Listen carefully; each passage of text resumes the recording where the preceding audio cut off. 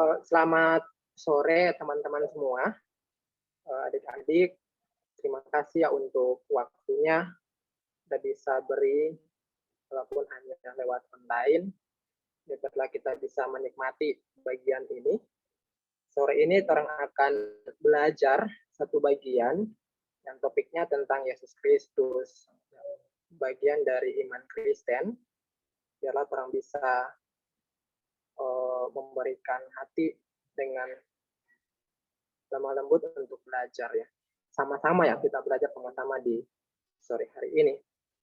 Mari mempersiapkan hati kita untuk belajar. Sebelum itu kita akan menyanyikan satu lagu. Dan nanti Bu Tet yang akan share screen. Biarlah kita bisa menikmati, kalian tahu, mari kita nyanyikan sama-sama. Kita perlu untuk membuka speakernya, biar kita bisa menikmati pujian ini yang berjudul Yesus Kristus Tuhan.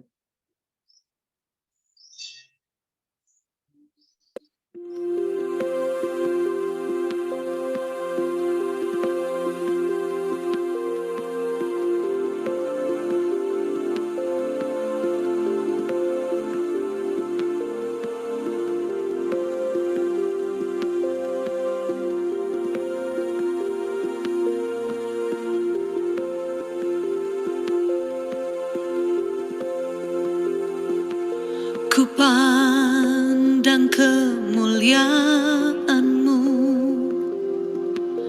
Imam besar maha agung. Kaulah pemilik hidupku, Yesus Kristus Tuhan. Sujud di depan tahta-Mu, taklukkan seluruh hidupku. Dalam tangan-Mu penebus, Yesus Kristus Tuhan.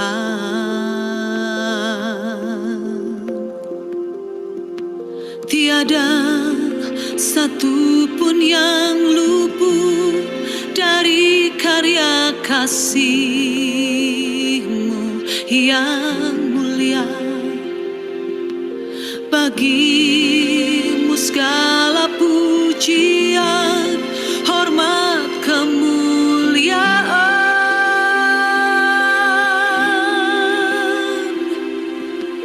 Engkau Tuhan ku tinggikan, yang bangkit dan menang, Yesus Kristus Tuhan.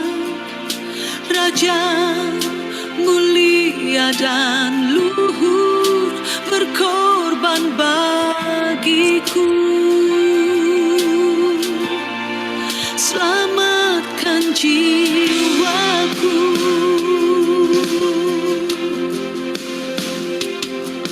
Sujud di depan tahta-Mu, taklukkan seluruh hidupku. Dalam tangan-Mu penebus, Yesus Kristus Tuhan.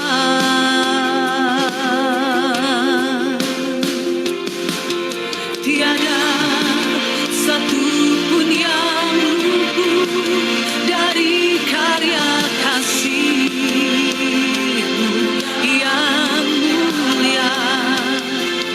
Bagi-Mu segala pujian, hormat, kemuliaan.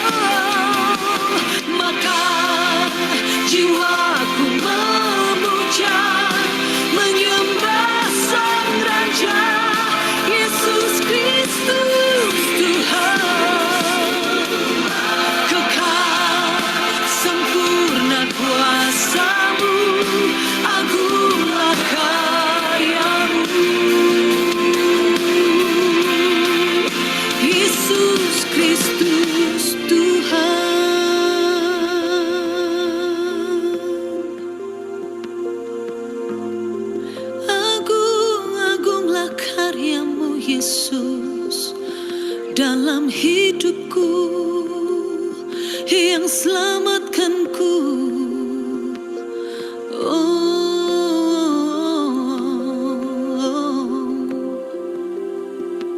Tiada satu pun yang luput dari karya kasih-Mu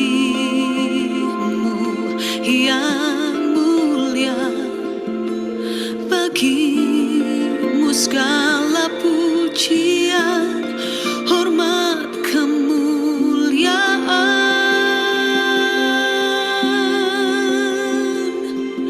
Tiada satu pun yang luput dari karya kasih-Mu yang mulia.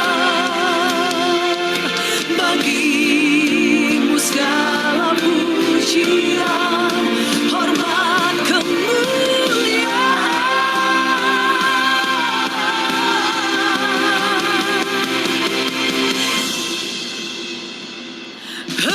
Engkau Tuhan ku tinggikan,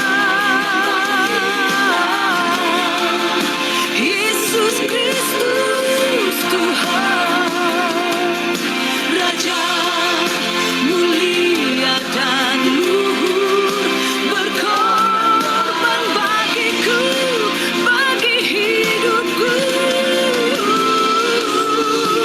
Maka jiwaku memuja Yesus, Yesus Kristus Tuhan. Kuasa-Mu agunglah karya-Mu,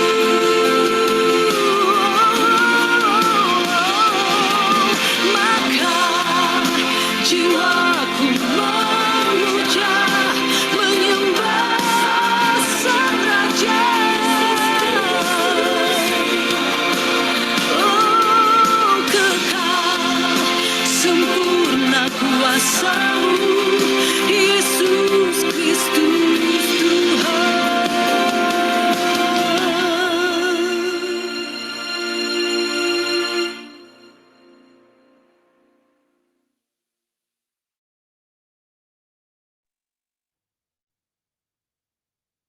Mari kita berdoa sebelum kita belajar bersama. Kita berdoa.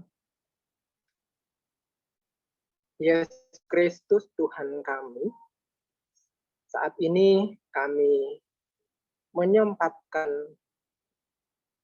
diri kami untuk bersama-sama belajar mengenal akan Engkau. Kiranya Tuhan yang menolong kami, Allah Roh Kudus membimbing kami satu persatu di tempat kami masing-masing.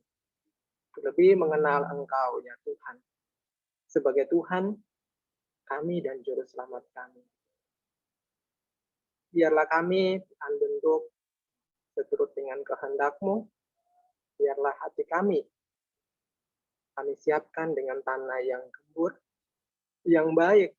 Dan ketika kebenaran-Mu itu ditaburkan, kami bisa menikmatinya dan Tuhan bisa memberikan pertumbuhan yang baik. Terima kasih Tuhan. Kami menyerahkan waktu kami di dalam kuasa-Mu ya Tuhan, dari awal sampai selesainya kami belajar. Tolong kami ya Tuhan, agar tidak ada kuasa lain yang mengganggu kami. Ini doa kami dan syukur kami, lupa juga kami mohon belas kasihan-Mu, mengampuni kami, Tuhan. Menghapuskan dosa kami, berdasarkan kasih-Mu yang besar. Di dalam nama Tuhan Yesus kami berdoa. Amin.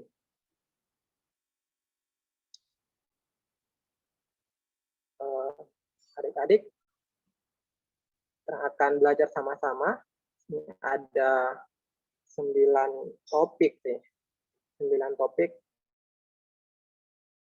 berkaitan dengan materi kita saat ini, yaitu tentang Yesus Kristus. Kita akan belajar pelan-pelan. Setiap topik kita akan belajar sama-sama, dan sekiranya ada yang mau ditanyakan, langsung saja ditanyakan, ya langsung bersuara, buka saja speakernya, dan kalau ada yang dibingungkan silakan ditanyakan, biar terang sama-sama diskusi. Jadi kita sambil jalan, sambil diskusi, tidak menunggu nanti selesai, baru kita mungkin akhirnya diskusi di akhir, tapi ini panjang, karena topiknya panjang, jadi biarlah kita sambil dengar, kalau ada yang mau ditanyakan, gitu. Oke, mari sama-sama kita belajar topik tentang Yesus Kristus. Suaranya saya jelas ya semua. Kalau ada yang tidak jelas, nanti kasih tahu. Ada feedbacknya. Chris, jelas? Jelas Kak, jelas. Oke. Sip. Thank you. Ini bagian yang terang pelajari di bulan lalu. Chris juga ada dengar, tapi terang lanjutkan. Mudah-mudahan ini bisa selesai gitu. Walaupun ini cuma pengantar gitu ya, pengantar. Jadi kalau lebih jelasnya nanti sekolah teologi begitu. Itu orang sambung. Ini cuma pengantar saja. Oke. Silakan lanjut next.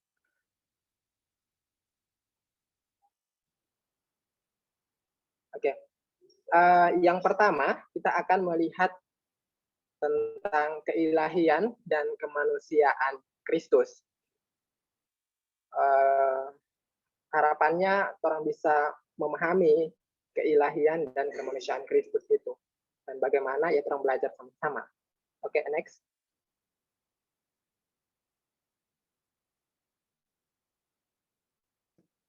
Oke, persoalan keilahian Yesus dan kemanusiaan Yesus itu ada 4 abad di mana pengakuan akan keilahian Kristus atau ketuhanan Kristus itu diperdebatkan di dalam gereja.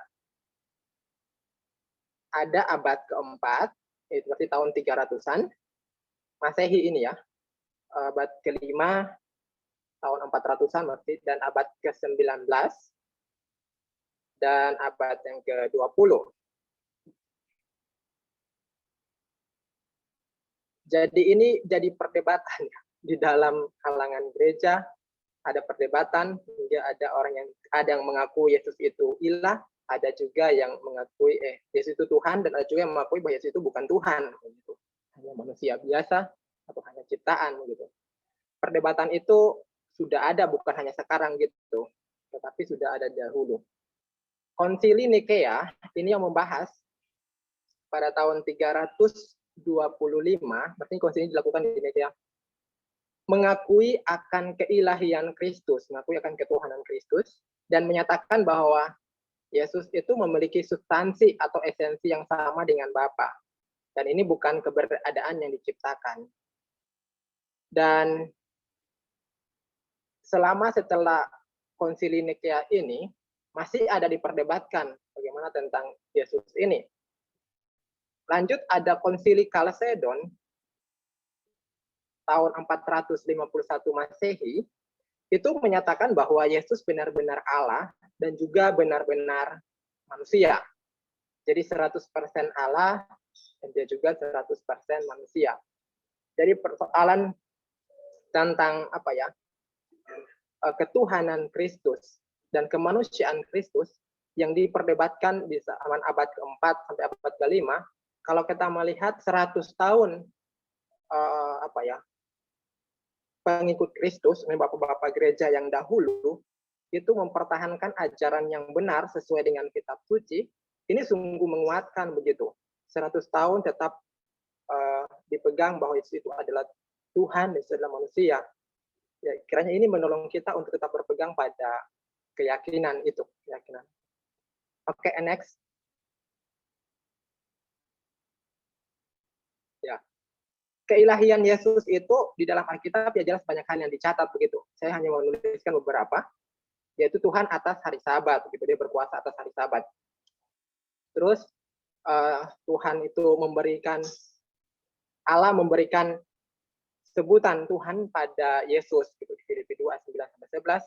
terus berotoritas untuk mengampuni dosa, karena memang hanya Tuhan yang mengampuni dosa begitu. Kalau Yesus mengampuni dosa berarti itu Tuhan. Terus dia menerima penyembahan dari Thomas ketika saat itu muncul datang, dan Thomas berkata, ya Tuhanku dan Allahku begitu. Dan kalau Kolose juga mencatat bahwa Yesus itu pencipta, ya tidak ada pencipta begitu selain Tuhan begitu. Kalau Yesus itu pencipta berarti ya Tuhan. Kalau kemanusiaan Yesus, ya kita tahu bersama Alkitab mencatat dia lapar dan haus di pencobaan di padang gurun 40 hari 40 malam. Terus ia berkeringat gitu. Kita udah berdoa di Taman Getsemani. Itu yang mencatat, dan banyak hal yang lain itu. Ia takut gitu. Ia mengalami kesakitan, ya bahkan kematian begitu. Yesus itu terbatas sama dengan kita, tetapi uniknya ia tidak berbuat dosa, tidak berdosa. Oke, next. Ya, keilahian dan kemanusiaan Yesus itu dinyatakan bukan suatu pencampuran, jadi bukan baku gabung antara keilahian dan kemanusiaan di dalam Kristus. Terus bukan juga pembauran, bukan juga pemisahan setengah Tuhan, setengah manusia, bukan juga begitu. Sehingga kita bagi begitu 50% mungkin Tuhan, 50% manusia, bukan begitu. Kesatuannya itu unik, sehingga saya sulit untuk menjelaskan seperti apa ya. Kesatuan dua natur ini tidak dapat dipisahkan. Yang menyatu di dalam inkarnasi Yesus begitu menjadi manusia, yaitu Tuhan dan juga manusia begitu. Bukan ketika dia jadi manusia, inkarnasinya ia menjadi manusia, bukan berarti ketuhanannya hilang, tetap ada di dalam diri Yesus begitu. Tapi keilahian dan kemanusiaan Kristus itu bukan campur atau terpisah setengah-setengah begitu. Tapi hanya dapat dibedakan melalui sifat gitu. Oh, dari sifat keilahiannya muncul gitu, dia mengampuni dosa gitu. Sifat-sifat itu yang bisa menunjukkan kepada kita begitu, bahwa dapat dibedakan antara ketuhanannya dan kemanusiaannya. Tapi itu satu di dalam Kristus. Bagian tentang keilahian dan kemanusiaan Kristus. Kalau teman-teman ada yang mau ditanyakan, silakan untuk tanyakan ya. Langsung bersuara saja. Tapi kalau tidak, orang lanjut dulu gitu. Terus yang berikutnya, ikutin next saja. Oh, ini sambungannya tentang keilahian dan kemanusiaan Kristus. Mengapa Yesus itu harus jadi manusia begitu? Mengapa Yesus harus jadi manusia? Jawabannya ya untuk menebus manusia begitu, untuk menebus manusia. Kolose pasal 1 ayat 15 sampai 23 ini menuliskan keilahian dan kemanusiaan Yesus sekaligus di satu perikop itu, yang bahasanya tentang pencipta dan penebus begitu. Pencipta kita tahu bahwa dia ada Tuhan, kalau penebus kita berinkarnasi jadi manusia dan mati di atas kayu salib begitu, menebus bersama manusia. Jadi kalau ketika belajar bagian ini tentang keilahian, ketuhanan Yesus dan kemanusiaan Yesus, kalau dari sisi ketuhanan, orang mungkin akan ya senang itu berbicara begitu, Yesus itu sebagai Tuhan, dia berkuasa begitu. Tetapi mungkin satu sisi ketika berbicara tentang kemanusiaan Kristus, mungkin kita merasa minder dengan keyakinan-keyakinan yang lain begitu. Kok Tuhan bisa jadi manusia begitu? Mungkin jawaban yang paling simpel seperti ini. Oh, karena kan dia kan Tuhan kan. Kalau Tuhan ya bisa berbuat apa saja begitu, bisa melakukan apa saja gitu. Tetapi lebih dari itu sih. Lebih dari itu, ketika Tuhan menjadi manusia,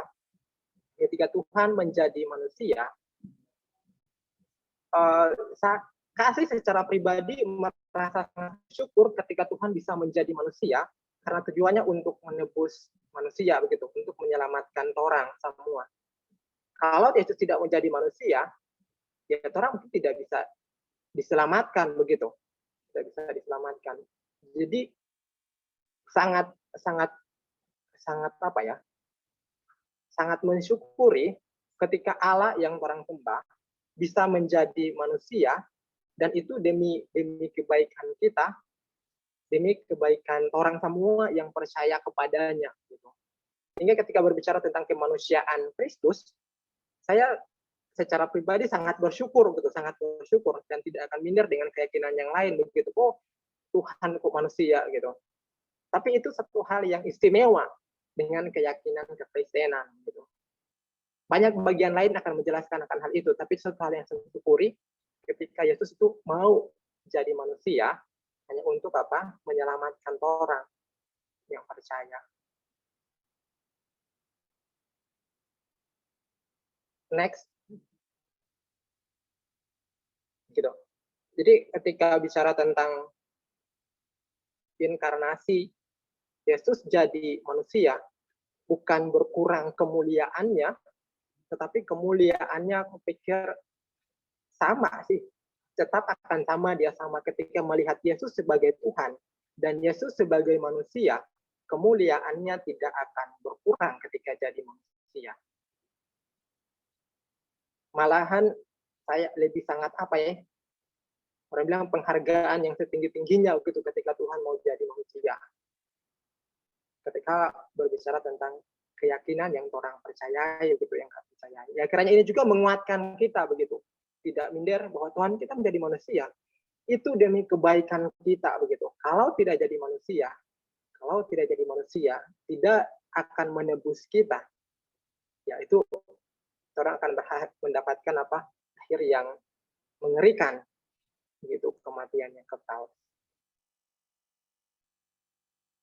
Oke, itu kalau ada teman-teman yang mau tanyakan ya, mungkin waktunya silakan deh teman-teman kalau ada mau diperjelas atau hal-hal yang dibingungkan.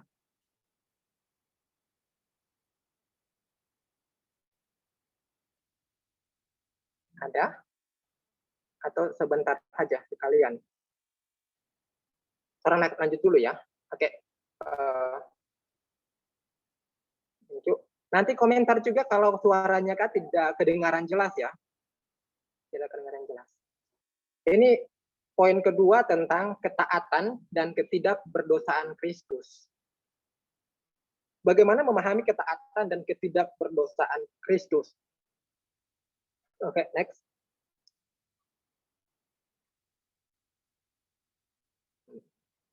Kebudayaan kita yang kita tahu bahwa sering menyamakan ketaatan itu dengan ketidaksederajatan begitu. Ketika ada orang si A taat kepada B, berarti B itu lebih tinggi posisinya dibandingkan A gitu ya. Budaya kita saat ini entah Indonesia atau di berbagai daerah lain, negara lain, pasti akan berbicara akan hal ini. Ketika kita taat, berarti yang sebagian besar itu posisinya lebih tinggi ketika kita taati dia, kayak bos dengan apa ya, pegawai, atau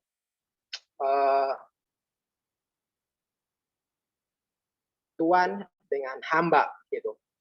Tetapi berbicara tentang ketaatan Yesus di dalam rencana penebusan Allah, Yesus yang adalah anak Allah, yang Allah anak gitu ya, secara sukarela taat kepada Allah Bapa, sukarela taat kepada Allah Bapa. Yesus taat hanya pada Bapa. Tapi hal ini bukan berarti Yesus lebih rendah dari Bapa, karena sama-sama memiliki atribut ilahi. Sama-sama Tuhan berarti mereka sederajat. Allah Tritunggal, Allah Bapa, Anak, dan Roh Kudus itu memiliki kehendak yang sama. Jika Yesus melakukan kehendak Bapa, dan ya, Yesus diutus untuk jadi manusia, gitu ya, dan sampai taat, sampai mati di atas kayu salib, itu kehendak Bapanya begitu. Karena Allah Tritunggal memiliki kehendak yang sama, itu artinya dia melakukan kehendaknya juga begitu. Jadi bukan karena mungkin Allah memaksanya sehingga harus tunduk dan taat, tetapi itu kehendak bersama, gitu, kesepakatan bersama antara Allah Tritunggal untuk melakukan penebusan, gitu, untuk mengutus Kristus jadi manusia dan menebus dosa manusia di atas Kalvari. Next.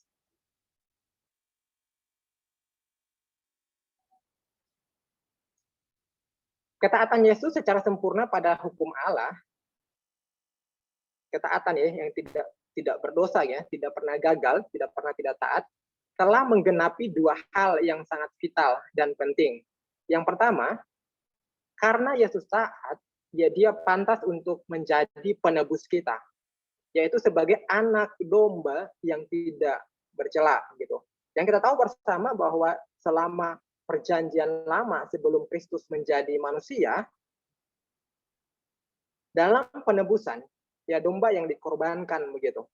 Sering kali dikorbankan terus menerus begitu, ketika bikin dosa dikorbankan dan dikorbankan dan dikorbankan begitu.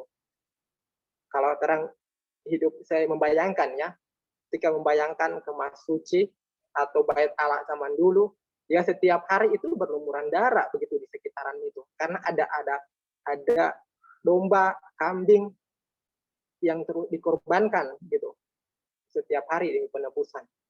Dan itu tidak sempurna, karena cacat celak begitu. Tetapi karena Kristus yang tidak berdosa ini, dia pantas untuk menjadi penebus sebagai anak domba yang tidak bercela, yang hanya sekali untuk selamanya. Yang kedua, Yesus berhak menerima semua janji yang Allah berikan pada orang yang taat pada ikatan perjanjiannya. Yesus mewarisi kerajaan sorga dan ia wariskan kepada kita yang percaya padanya. Bagian kedua bicara tentang, karena kita, kalau orang baca bagian Alkitab di perjanjian lama, yang menikmati Tuhan bilang begini, kalau kalian taat, maka kalian akan menerima berkat dari Tuhan, janji Tuhan begitu, memberikan damai sejahtera, memberikan tanah yang Tuhan janjikan, lebih itu kalau perjanjian Torah ya surga begitu. Tetapi kalau tidak taat berarti dapat kutuk. Gitu. Karena Yesus taat sempurna kepada apa yang Tuhan perintahkan, yang semua Tuhan tuliskan, sehingga ya Yesus berhak menerima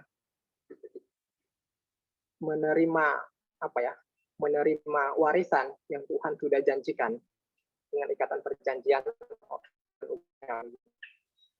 Kalau Tuhan berhak menerima kerajaan surga, dan itu sangat-sangat bersyukur kita, karena akan diwariskan kepada kita yang percaya kepadanya.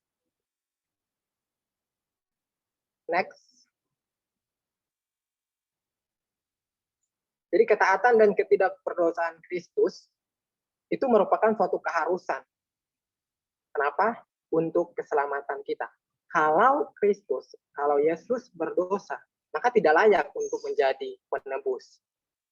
Kalau Yesus berdosa, maka tidak layak untuk menerima apa yang Tuhan janjikan, gitu. Yang di perjanjian lama dijanjikan, yang di perjanjian baru yang dijanjikan. Jadi hal ini memberi keyakinan kepada kita bahwa di dalam Kristus kita akan mewarisi kerajaan sorga.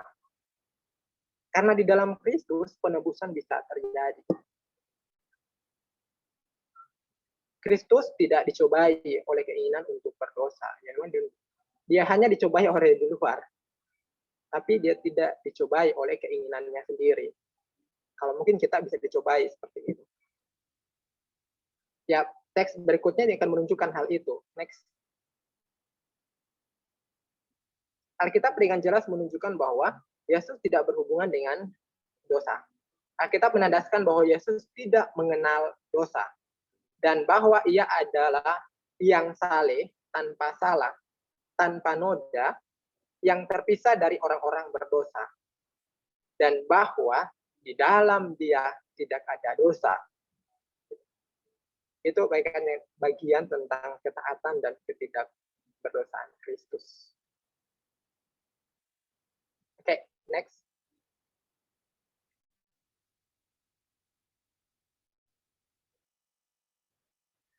Yang ketiga tentang kelahiran Kristus dari anak darah.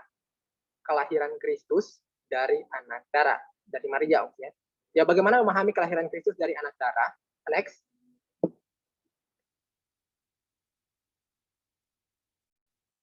Anak darah Maria itu mengandung seorang bayi dengan kuasa Roh Kudus tanpa peran serta dari seorang bapa. Kelahiran Yesus dari seorang perempuan menunjukkan bahwa ia benar-benar manusia. Lahir dari seorang manusia, ia benar-benar manusia. Kelahiran Yesus juga itu tanpa peran seorang bapa. Ini juga menunjukkan bahwa ia benar-benar ilahi. Dan kalau manusia lahir dengan dosa asal, Kristus tidak. Kristus itu tidak, karena Allah sendiri yang mengaruniakannya gitu di dalam melalui dia mengandung melalui Roh Kudus gitu. Oke, next.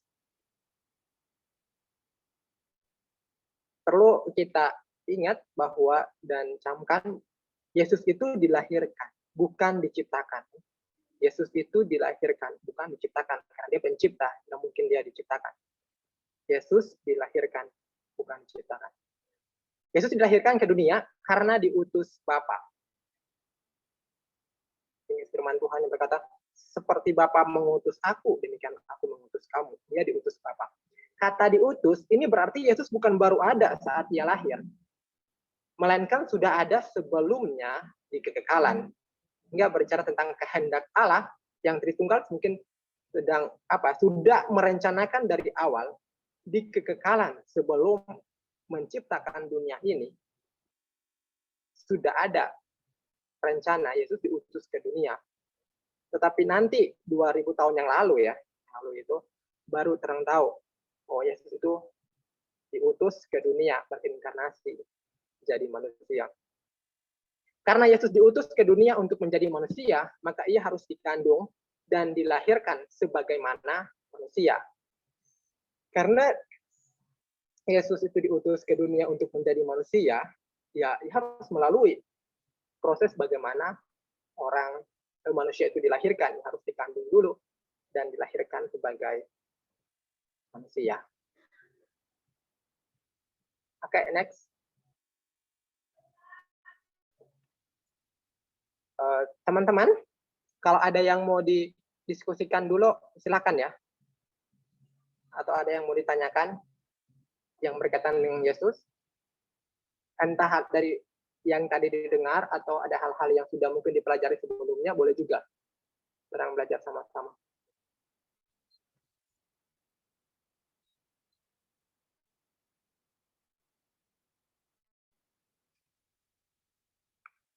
Ada? Adi atau Chris, untuk Delta, kalau Emi. Saya Kak. Oke, silakan. Yesus kan dilahirkan dari anak manusia tuh Kak. Iya, Maria. Maria. Berarti dia, tapi kenapa dia tidak jadi manusia yang berdosa Kak? Maksudnya dilahirkan dari manusia yang berdosa tapi dia tidak berdosa begitu Kak. Oke. Thank you. Sudah? Iya sudah Kak, makasih Kak. Oke. Mungkin jawaban singkat dari saya sih, kalau berkaitan dengan Yesus yang lahir dari manusia, tetapi ia tidak berdosa, alasan pertama yang saya bisa kemukakan adalah ini bukan hasil keinginan manusia begitu antara perempuan dan laki-laki. Itu yang kita tahu bersama bahwa dunia ini sudah jatuh dalam dosa begitu. Itu dalam dosa ya manusia itu kan berdosa, sejak dalam kandungan pun sudah berdosa. Begitu. Bukan karena bukan karena aktivitas ya hasil kerja manusia. Kalau hasil kerja manusia pasti itu sudah pasti ada sudah pasti tercemar begitu, sudah mendapatkan akibat dosa itu. Yang kedua, Yang kedua adalah ini Allah sendiri yang menaruh when itu janin. Allah sendiri yang bekerja begitu untuk mengaruniakan seorang anak begitu menaruh di dalam rahim seorang Maria begitu. Itu sih kalau dari Kak sih. Mungkin kalau ada yang lain. Adi ya tadi. Iya Kak. Mungkin itu sih jawaban dari Kak.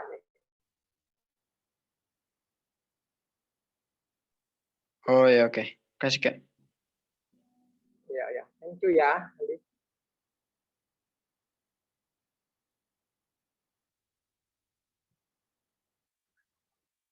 Ada yang lain lagi? Ada yang mau bertanya?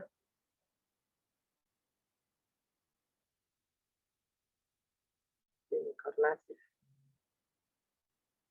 Jadi benar-benar Yesus itu lahir ya. Lahir dari seorang perempuan. Begitu. Lahir. Kalau aku menyatakan hal ini, saya ingat di Kejadian 3 ayat 15 begitu. Keturunanmu akan meremukkan kepala ular dan keturunan ular itu akan meremukkan tumit begitu keturunan. Peperangan antara keturunannya. Ketika Tuhan bilang begitu, dia hanya bilang kepada Hawa begitu. Tidak bilang kepada, dia bilang manusia, tetapi tidak bilang juga sama Adam, tapi dia bilang hanya Hawa. Banyak orang, banyak sarjana teolog yang mengatakan ini Injil pertama yang disampaikan di Kejadian. Sejak waktu manusia itu dalam dosa, Allah sudah menyampaikan itu bahwa rencana penebusan, rencana Kristus datang lahir dari seorang perempuan itu sudah ada begitu. Sudah sejak manusia itu awal jatuh dalam dosa. Dia tidak bilang keturunan manusia, tetapi hanya bilang keturunan perempuan. Ya memang Yesus lahir hanya dari perempuan gitu.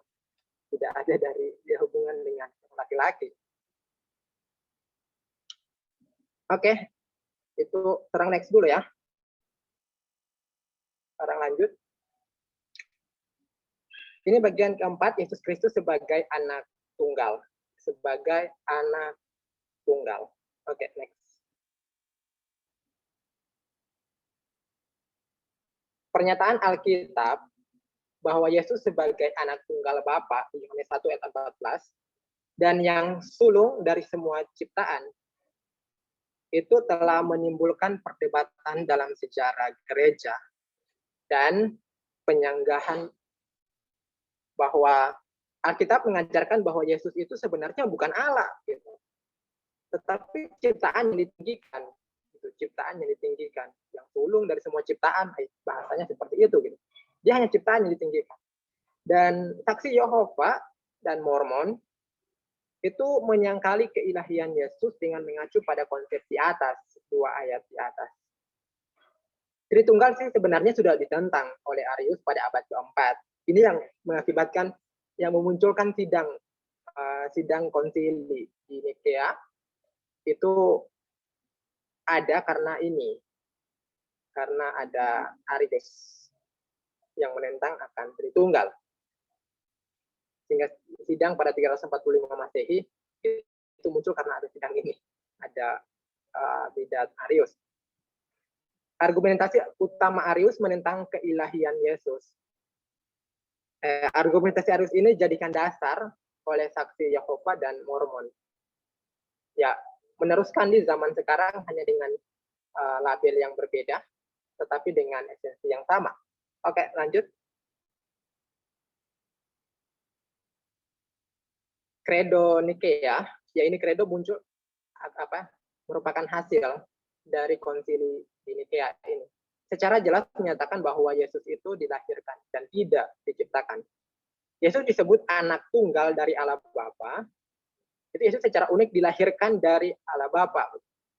Tidak sebagai ciptaan, tetapi sebagai Allah, anak Allah yang kekal. Karena Allah sendiri yang mengaruniakannya begitu melalui Roh Kudus. Berarti Bapaknya adalah Allah begitu, bukan hasil persetubuhan, tetapi Allah yang mengaruniakannya dengan kuasa Roh Kudus. Sehingga dibilang anak ketika Yesus lahir, yaitu disebut anak Allah begitu. Istilah yang sulung ya teman-teman, itu harus dimengerti berdasarkan latar belakang kebudayaan Yahudi. Jangan berpikir tentang samakan istilah ini dengan Torang begitu. Disamaannya Torang di budayanya Torang Indonesia. Yesus adalah yang sulung dari semua ciptaan. Ini berarti bahwa dia pewaris dari semua yang dimiliki oleh Allah Bapa. Yang sulung itu berarti dia mendapatkan warisan. Kalau misalnya ada yang sulung itu anak yang sulung mendapat dua bagian begitu. Yang anak yang berikutnya cuma satu bagian dan berikutnya juga cuma satu bagian. Tapi kalau Yesus itu anak itu cuma tunggal, berarti semua bagian dari orang tuanya. Maksudnya kalau manusia ya, kalau anak tunggal berarti semua bagian warisan orang tua itu jadi milik anaknya begitu. Kalau Yesus sebagai anak tunggal Allah Bapa, berarti warisan semuanya akan diberikan kepada Yesus Kristus. Apa yang diwariskan oleh Allah Bapa ya, orang bilang segala kekayaan apa yang Allah punya ya surga begitu. Jadi ketika Yesus disebut anak sulung dari segala yang diciptakan, bukan berarti dia diciptakan, tetapi dia menerima warisan dari Allah Bapa begitu. Dan ketika orang terhisap di dalam Yesus Kristus, maka juga mendapat bagian di dalamnya. Oke, next.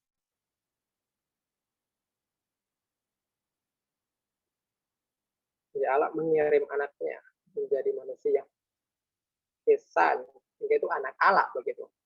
Karena sekali lagi ini bukan hasil usaha manusia, tetapi Allah sendiri yang menaruh dengan kuasa Roh Kudus menaruh benih itu, menarik Kristus menjadi manusia di rahim Maria itu karena Allah Bapa begitu. Kalau dia lahir berarti bapaknya ya Allah gitu. Oke, next. Ya, ini berkaitan dengan pembaptisan Kristus, pembaptisan Yesus. Oke, next.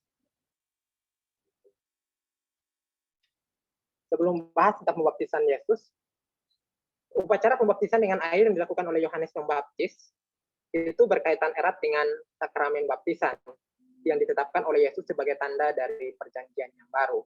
Jadi antara upacara baptisan Yohanes Pembaptis dengan apa yang diperintahkan oleh Yesus di amanat agung, pergilah jadikanlah semua bangsa muridku dan baptislah mereka di dalam nama Bapa, Anak dan Roh Kudus, itu punya hubungan erat, gitu. Punya hubungan erat, punya kesinambungan, tetapi hal ini berbeda gitu. Meskipun ada kesinambungan antara kedua baptisan itu, tetapi keduanya tidak boleh dilihat sebagai sesuatu yang sama. Jangan dilihat sebagai sesuatu yang sama. Gitu. Kenapa kalian begitu? Kalau melihat di mana perpisahan di mana perjanjian lama dan perjanjian baru itu dimulai, sebenarnya baptisan Yohanes itu merupakan batas di mana itu batas di mana akhir dari perjanjian lama. Dan baptisan yang diperintahkan oleh Kristus itu baptisan yang mulai di perjanjian baru begitu. Sehingga kalau membaca bagian di Kisah Para Rasul, ketika ada orang yang dibaptis melalui baptisan Yohanes, bisa dibaptis ulang dengan apa yang Kristus perintahkan begitu. Tapi ini bukan berarti hal yang hal yang dipertentangkan. Kedua punya hubungan, tetapi jangan dilihat dari satu hal yang sama begitu. Ada samanya, tapi tentu ada bedanya. Oke, next. Melihat baptisan Yohanes. Baptisan Yohanes ini merupakan inovasi yang radikal, ya. Memang lihat ini sesuatu hal yang yang radikal sih saat itu. Saya memikirkan begitu waktu lalu,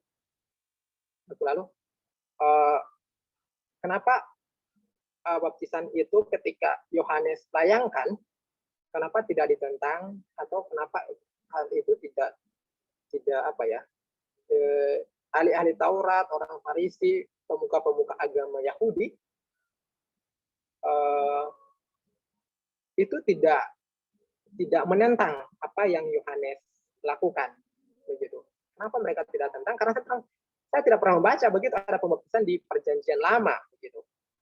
Ternyata ya, sebelum Yohanes, orang-orang yang non Yahudi itu orang-orang di luar Israel yang bukan orang Yahudi, itu ketika mereka percaya kepada Yudaisme, itu agama orang Yahudi yang namanya Yudaisme, ketika mereka pindah keyakinan ke Yudaisme, kalau istilah orangnya itu proselit namanya, itu dituntut untuk mengikuti upacara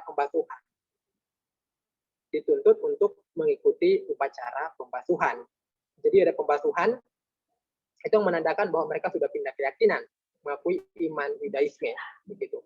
Dan itu tidak menjawab pertanyaannya saya. Oh iya, ternyata kenapa Yohanes tidak ditentang waktu itu membaptis orang? Karena memang orang-orang ya di Yudaisme sendiri memperlakukan itu, kalau ada orang yang pindah keyakinan ke Yudaisme ada pembasuhan begitu. Tetapi yang dilakukan Yohanes itu radikal. Mengapa radikal? Karena pembaptisan yang dilakukan Yohanes itu bukan hanya untuk orang-orang non-Yahudi, bukan hanya orang-orang yang pindah keyakinan ke Yudaisme, tapi juga termasuk juga orang Yahudi begitu. Sehingga itu baptisan pertobatan. Jadi hal ini mengakibatkan baptisan Yohanes itu menyinggung perasaan para pemimpin Yahudi. Oleh karena apa? Mereka juga dinyatakan tidak bersih begitu. Jadi kenapa ada pembaptisan? Supaya itu menyatakan bahwa supaya mereka membersihkan mereka dari kenajisan. Mungkin karena pandangan orang Yahudi kepada orang di luar Yahudi, Yudaisme atau keyakinan Yudaisme, di luar keyakinan Yudaisme adalah orang yang najis begitu. Jadi perlu ada upacara pembasuhan. Tapi yang dilakukan Yohanes itu radikal sekali, karena dia bukan hanya melihat orang Yahudi saja, orang non Yahudi, tapi Yahudi juga begitu. Karena berarti pembaptisan yang dilakukan oleh Yohanes dan juga nanti Yesus akan terhisap di dalamnya menyatakan bahwa ini bukan baptisan yang sama seperti yang orang Yahudi lakukan, hanya orang di luar, tetapi ini merupakan baptisan untuk pertobatan yang ya benar-benar ya yang Tuhan kehendaki begitu. Bukan hanya melihat dia dari luar saja, tetapi ini berkaitan dengan hati. Oke, next. Ya, baptisan Yohanes itu untuk mempersiapkan kedatangan Mesias begitu. Dia akan mempersiapkan jalan yang Yohanes yang ya saya sudah menubuatkannya begitu. Saya sudah menubuatkannya bahwa nanti ada orang yang akan berseru-seru di padang gurun, persiapkanlah jalan untuk Tuhan, luruskanlah jalan begitu yang berliku-liku, yang berlubang ditimbun begitu ratakan. Dan itulah penggenapan yang baptisan Yohanes muncul, itu penggenapan dari apa yang sudah disampaikan Nabi Yesaya gitu. Itu untuk mempersiapkan kedatangan Mesias. Jadi untuk mereka membersihkan orang-orang yang percaya kepada Kristus begitu, harus bersih. Yesus pun dibaptis oleh Yohanes. Tapi bukan berarti karena ia berdosa begitu. Karena memang baptisan Yohanes itu kan baptisan pertobatan. Jadi yang berdosa ya dibaptis begitu. Dibaptis. Tapi Yesus kalau diikut dibaptis juga bukan berarti dia berdosa, tapi untuk mengidentifikasikan dirinya, menamakan dirinya dengan sesama manusia, dengan orang-orang yang berdosa yang akan ia selamatkan. Satu bagian ini sih sebenarnya aku sangat sampai sekarang kan tidak pernah lupa ketika satu teolog menuliskan bagian ini dengan betapa Tuhan itu merendahkan dirinya, menyamakan dirinya sama seperti orang yang berdosa begitu. Jadi kalau melihat pengorbanan Kristus, sebenarnya bukan hanya di kayu salib begitu. Sebenarnya bukan hanya di kayu salib kita melihat pengorbanannya, tetapi sebelum disalib pun, sejak ia lahir begitu, itu merupakan pengorbanan. Sejak dikandung pun itu pengorbanan itu. Orang tahu ketika manusia itu bisa saja keguguran dan sebagainya. Sejak dikandung pun dan sampai lahir itu merupakan pengorbanan yang Yesus sudah lakukan begitu, dan puncaknya itu di kayu salib. Ketika memposisikan diri sama seperti orang berdosa, oh itu sungguh gimana ya, luar biasa begitu. Dia menyadari untuk menyelamatkan orang-orang, menyamakan diri dengan orang-orang yang akan dia selamatkan. Dan pembaptisan Yesus ini yang perlu untuk di apa ya, diingat bahwa pembaptisan Yesus ini merupakan pentabisannya. Pentabisan apa ini? Peristiwa ini menandai permulaan pelayanan Yesus di dunia. Jadi bukan untuk pembasuhan dosa, seperti orang-orang di zaman yang lalu, manusia biasa, tetapi ini pelantikan gitu. Pelantikan di mana Yesus memulai pelayanannya begitu. Karena setelah dibaptis dia mulai pelayanannya begitu. Dan setelah itu, setelah dibaptis dan tahu bersama, ya Allah berbicara begitu. Langit yang terbuka, inilah anakku yang kukasihi, kepadanya aku berkenan. Dan Roh Kudus muncul seperti burung merpati. Itu bagian dari pembaptisan Kristus. Next. Ya, ini gambar yang menunjukkan sebenarnya Yohanes menolak begitu karena melihat. Yohanes menolak, ya tidak layak, katakan membuka tali kasutnya pun aku tidak layak begitu. Membuka tali kasut, membuka tali sandal saja dia tidak layak begitu. Maksudnya yaitu seorang hamba yang membuka tali kasut saya itu pekerjaan hamba ya, hamba yang paling rendah.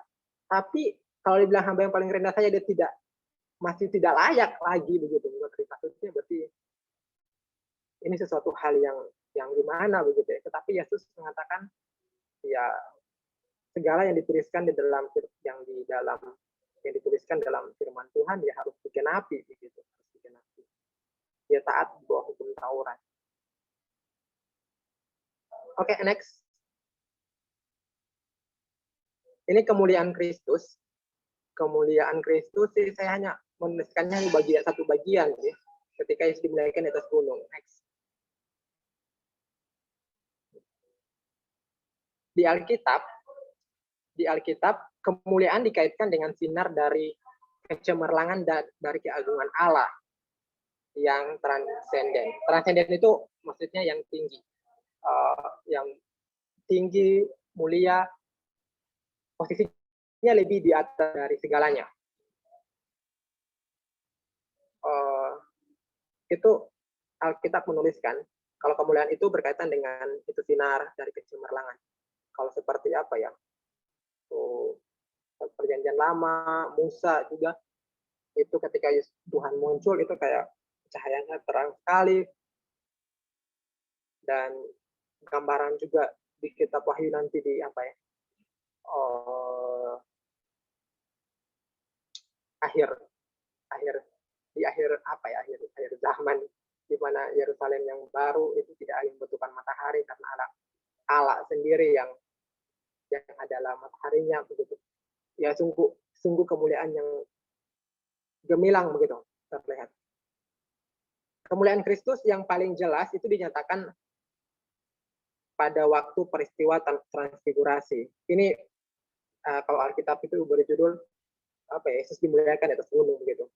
Yang ketika berdoa dengan 3 muridnya diajak, Petrus, Yohanes dengan Yakobus, terus itu Yesus berdoa dan nanti akan bentuk mukanya menjadi terang, bersinar, sehingga ada muncul juga Nabi Elia dengan Musa untuk saat itu juga. Itu peristiwa kemuliaan Kristus dinyatakan ya bersinar cahayanya gitu.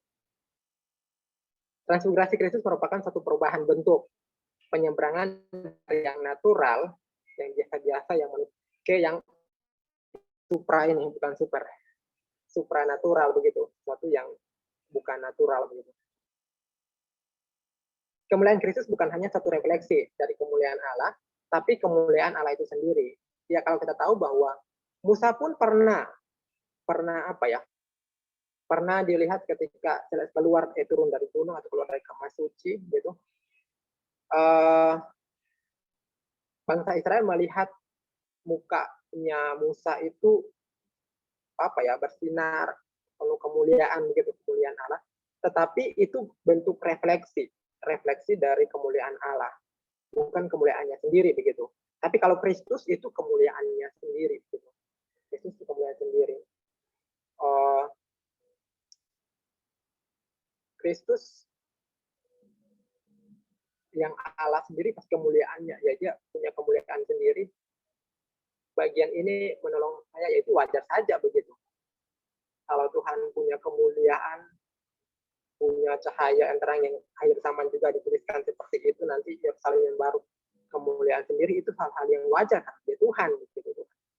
Yang tidak wajar itu ya ketika Tuhan menutupi begitu kemuliaannya, sesuatu hal yang apa ya, dia rela menutupi kemuliaannya demi bersama dengan manusia begitu, mengidentifikasikan diri sama seperti manusia, untuk hidup sama-sama dengan Torah.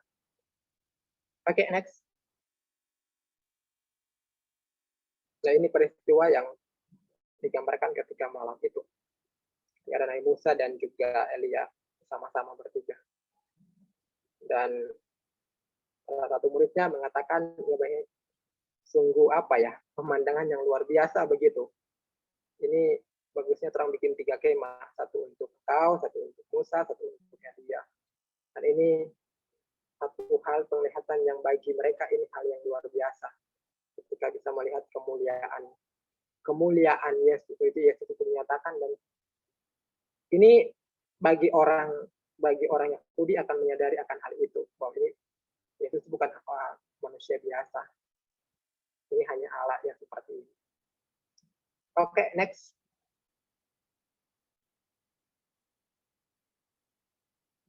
Oh, teman-teman sampai di situ ada yang mau ditanyakan sebelum masuk ini? Semua terakhir.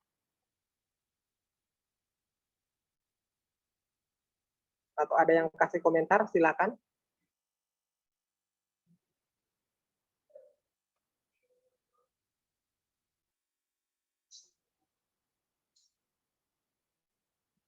Kalau belum ada, terang lanjut dulu ya. Oke. Next, Butet. Ini terangkan. Saya. Oh iya, ya. Silakan, Chris. Terang diskusi. Ya, mungkin cuma akan memberikan beberapa tanggapan. Kalau dari saya sih melihat apa ya, perspektif mengenai orang mesti bagaimana sikap orang ketika membangun relasi dengan orang-orang di luar orang yang di luar apa ya, agamanya kita. Biar bagaimanapun, kalau saya meyakini sesuatu yang haram itu bukan apa yang masuk dalam mulut, tetapi apa yang keluar dari mulut itu sendiri. Itu yang kalau dari saya memahami halal dan haram. Iya. Bukan dari apa yang kita konsumsi, tapi dari apa yang kita ucapkan. Sementara kalau kita mau bercerita tentang Tuhan kita, saya melihat kita lebih pada arogansi kita dengan pemahaman yang kita miliki. Apalagi mengenai konsep keselamatan, di mana ya bagi saya kita itu terlalu egois untuk mengatakan bahwa keselamatan itu hanya dimiliki oleh orang Kristen. Bagaimana tanggapan dari Kak untuk menanggapi hal seperti ini? Seharusnya bagaimana kita bercerita tentang Kristus agar kita tidak ditanggapi sebagai orang yang arogan mengenai pemahaman kita tentang keselamatan. Ya, itu saja sih, Kak. Oke. Thank you. Yang lain mungkin bisa bantu? Atau untuk Kak ini pertanyaannya? Untuk Kak, untuk semua juga boleh. Iya. Okay. Aldi juga boleh, Aldi. Ayo, Aldi. Menanggapi?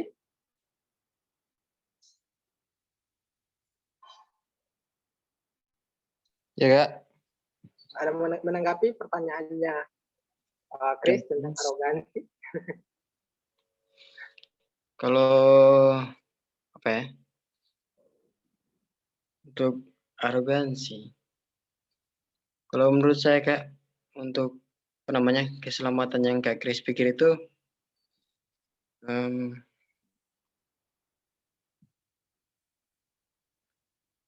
kalau bagi orang mungkin yang melihat karena yang hanya umat yang percaya kepada Tuhan yang akan selamat, ya memang kalau dilihat sih, ya bisa dibilang begitu sih Kak. Cuma kalau memandang dari istilahnya perspektif yang lain itu tidak arogan juga sih Kak menurut saya. Karena, mmm,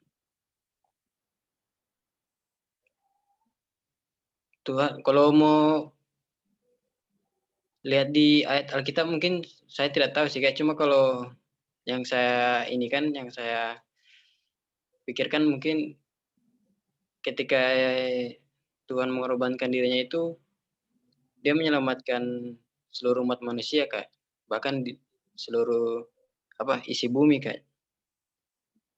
Jadi bukan hanya untuk umat percaya begitu. Cuma kalau untuk masalah keselamatan bagi saya, Yesus menyelamatkan seluruh umat manusia, bahkan seluruh isi bumi, begitu sih, Kak. Oke, oke, thank you ya. Iya, Kak. Kalau dari saya sendiri, ini dua hal dulu ya. Yang pertama berkaitan dengan apa yang haram dengan halal. Berkaitan dengan itu, dan itu saya juga yakini begitu.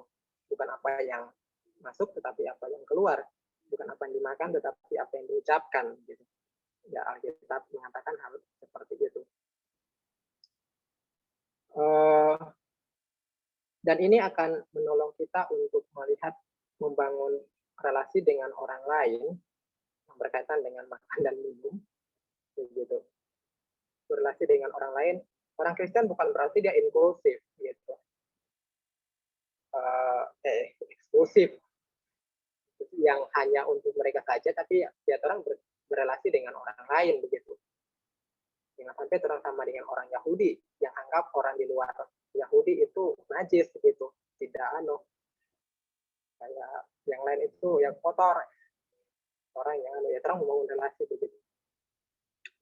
Soal makan dan minum, sebenarnya kalau membangun relasi dengan sesama orang lain, kita hanya teringat akan perkataan Paulus begitu. Segala sesuatu itu baik begitu, bisa digunakan, bisa dipakai, tetapi tidak segala sesuatu itu membangun. Hal yang baik pun kalau itu menjadi batu sandungan untuk membangun relasi dengan orang lain, ya saya tidak akan lakukan begitu. Ya orang bebas untuk menikmati apa ya, makan yang bagi keyakinan lain itu haram, tapi ketika orang menghargai mereka, orang tidak makan, ya tidak apa-apa gitu. Hal yang sederhana ya, jangan makan di depan mereka begitu. Itu berkaitan dengan soal makan minum. Berkaitan dengan ya bisa dibilang Kristenan itu arogansi, yang meyakini bahwa hanya Kristen yang selamat begitu. Kak meyakini akan hal itu, tapi dengan hal yang formulanya yang beda begitu. Karena menyelamatkan itu bukan agamanya Kristennya begitu, bukan agama Kristennya. Sekalipun dia bukan beragama Kristen tapi percaya kepada Kristus, yaitu itu menyelamatkan begitu. Itu yang menyelamatkan. Yang dilihat adalah iman kepada Kristus begitu. Iman kepada Kristus. Bukan agama Kristennya, bukan berarti orang beragama Kristen baru orang pikir yang lain itu tidak selamat. Ya, orang yang selamat. Ya memang yang selamat ya bagi kak sih meyakini keselamatan itu hanya melalui Kristus, bukan karena agama gitu. Sekalipun kok agama Kristen ditulis di KTP, tapi kalau memang tidak benar-benar meyakini keselamatan itu dari Kristus, yaitu hal yang sama dengan bohong. Dan keselamatan itu kupikir ya, bukan pikir sih, kita mengatakan hanya anugerah semata begitu, hanya anugerah semata, pemberian semata begitu. Kalau dia bilang cukup arogan atau tidak, kalau menurut kasih tidak arogan.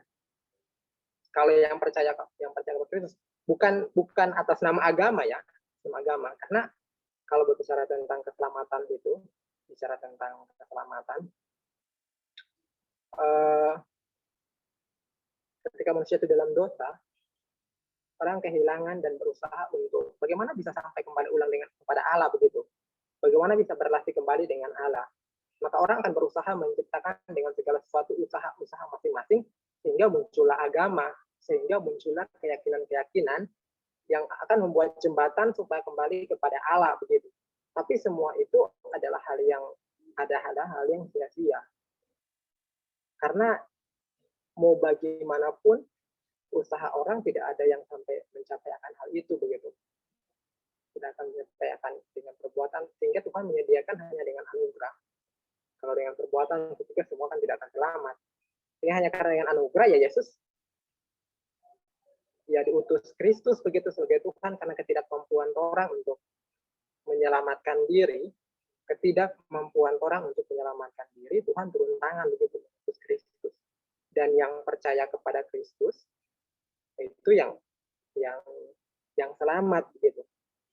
Tapi berkaitan dengan keyakinan kepada Kristus, itu bukan apa ya, bukan dilihat orang yang dipaksa untuk percaya atau tidak, dikembalikan ke masing-masing ketika itu disampaikan mau percaya atau tidak itu tergantung setiap orang. Karena ketika berita Injil tentang Yesus itu disampaikan, tadi Yesus yang datang ke dunia mati begitu berkorban dan bangkit naik ke sorga, ketika itu disampaikan orang bisa percaya kepada Yesus, itu akan menyelamatkan gitu. Ada dua respon sebenarnya, dua respon yang akan didapat begitu. Didapat ada yang mau percaya, ada yang tidak. Itu hal yang wajar, Alkitab menuliskan akan hal itu. Ada yang percaya dan juga ada yang tidak. Begitu. Jadi orang Kristen ketika bilang yang percaya kepada Kristus, orang Kristen ketika bilang keselamatan hanya didapat di dalam kekristenan, ya memang Kristen yang mengajar itu, kekristenan yang mengajar bahwa percaya kepada Kristus yang keselamatan itu didapat. Sebenarnya ini tidak akan mendorong orang untuk apa ya, untuk sombong atau bagaimana. Tapi sebenarnya orang juga menyadari itu semua karena hanya kasih karunia. Sehingga ya orang apa ya, orang hidup ya bukan karena kayak iya saya sudah Kristen, saya begini percaya Kristus, memang bukan karena melihat yo orang ini orang Kristen bagaimana. Ada sih begitu, tapi satu hal yang harus perlu diingat adalah ya orang tahu orang diselamatkan hanya kasih karunia begitu semata karena Tuhan tidak layak. Jadi itu akan menolong orang untuk bisa berargumentasi bersahabat dengan yang lain, mengatakan ini bukan berarti orang terus menyampaikan karena memang Tuhan orang begitu hanya lewat Kristus.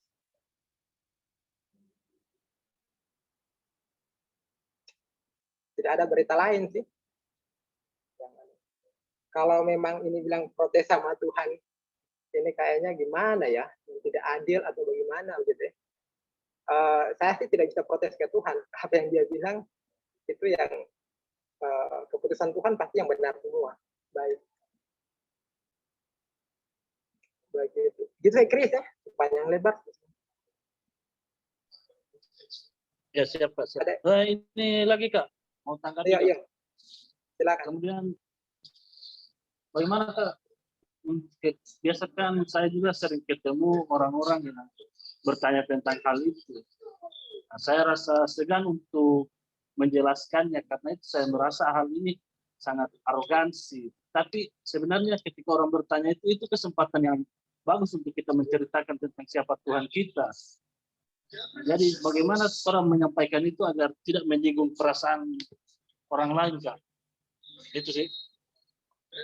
Kalau dari saya sih pikir penjelasan itu kembalikan kepada orang masing-masing ya, kepada orang. Jangan membandingkan.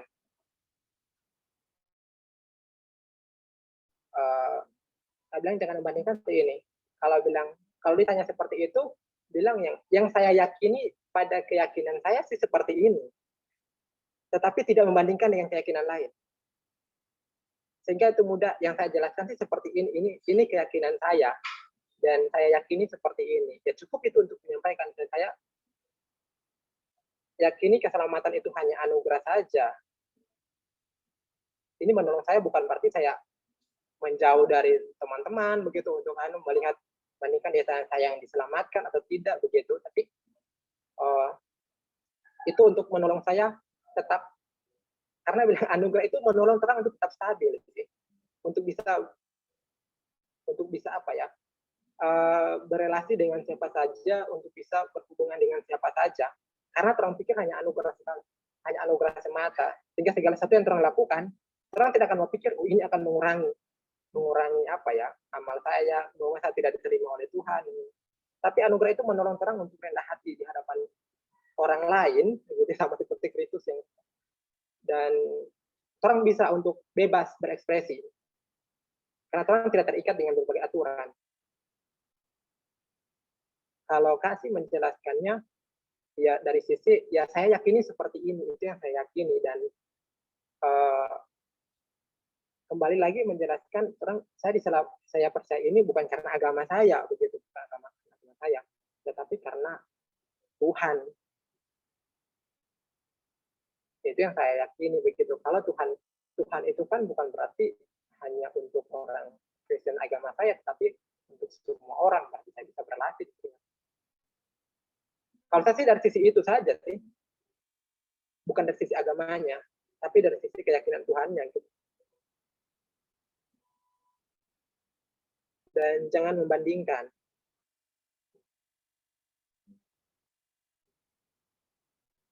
Supaya enak. Itu gitu, Chris?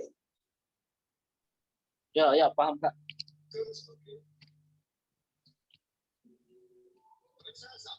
Oke. Itu saja sih, Chris. Iya. Oke. Ya, Kayak nyaman sih kalau bercerita begitu. Tidak akan membandingkan dengan orang lain. Dan itu karena hanya membagikan saja. Tidak untuk berdebat. Ya saya cuma bagikan keyakinan saya seperti ini. Itu sih yang saya yakini. Dan itu tidak membatasi untuk hanya agama saya, tetapi itu untuk semuanya. Oke. Ada yang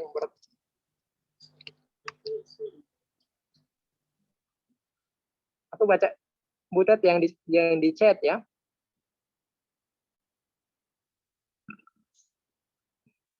Sebelumnya tadi disampaikan kalau baptisan adalah tanda bahwa pelayanan Tuhan Yesus dimulai. Dan sebelum itu, apa yang Tuhan Yesus lakukan ya Pak? Apakah Tuhan Yesus sudah melakukan satu karya atau Tuhan hanya berdiamkah?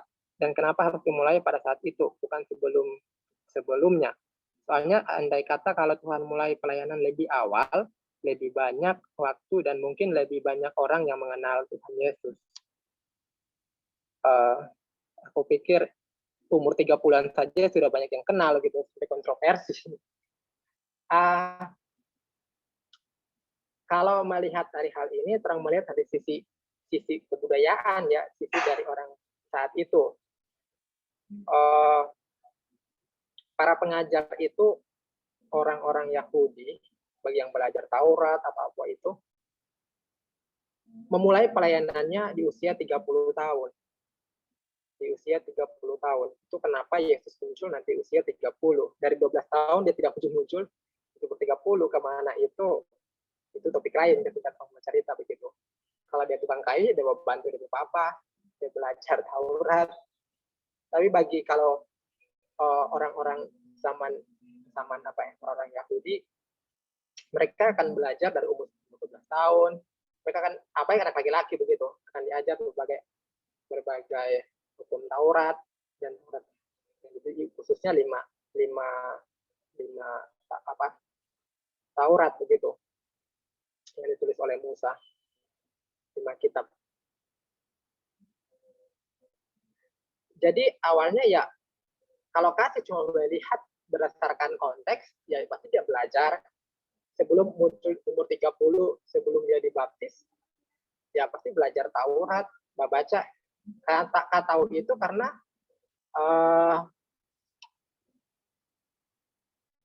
ketika cobai di padang gurun, Yesus menjawabnya dengan seperti ini.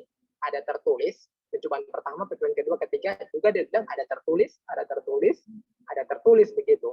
Ya Tuhan pun baca gitu.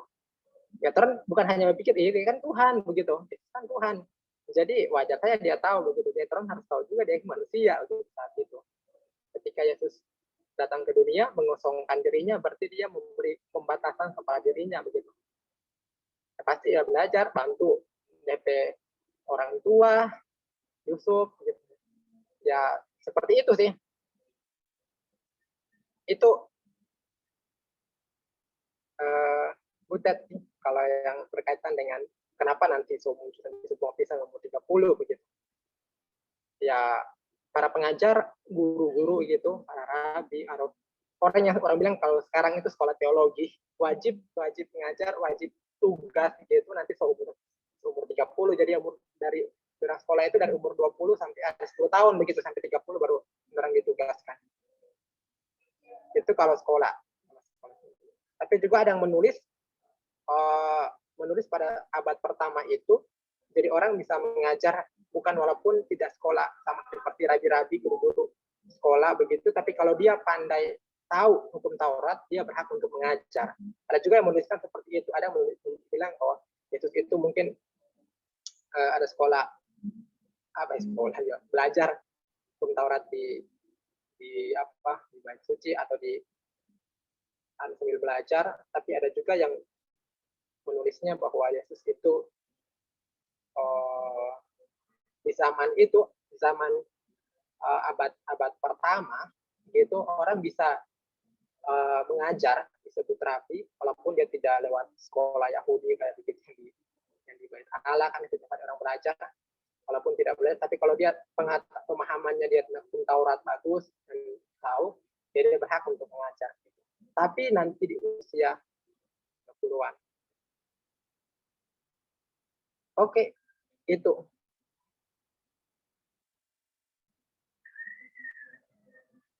Itu Butet. Ada yang Butet? Iya. Jadi kalau nanti baca Alkitab, ketika ada yang diutus untuk mengajar, dia bilang masih muda tapi sudah mengajar, jangan berpikir dia itu di bawah masih 70-an tahun, di bawah 20-an, biasa 30-an itu.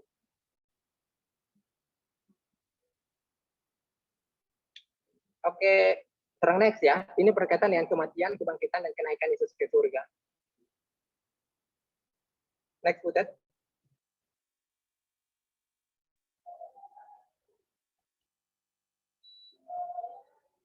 Kematian Yesus itu adalah rencana Allah dari kekekalan. Jadi kematian Yesus, pengorbanan Yesus di atas kayu salib, jangan berpikir itu rencana Tuhan begitu. Ya manusia sudah di dalam dosa, bisa harus punya rencana untuk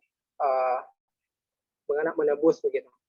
Tapi ini sebelum manusia diciptakan, rencana tentang kematian Yesus itu sudah ada ya dari kekekalan begitu. Terus Yesus mati karena menanggung murka Allah sebagai penebus. Jadi Yesus datang ke dunia ini untuk mati. Dan itu seperti itu. Yesus datang untuk mati.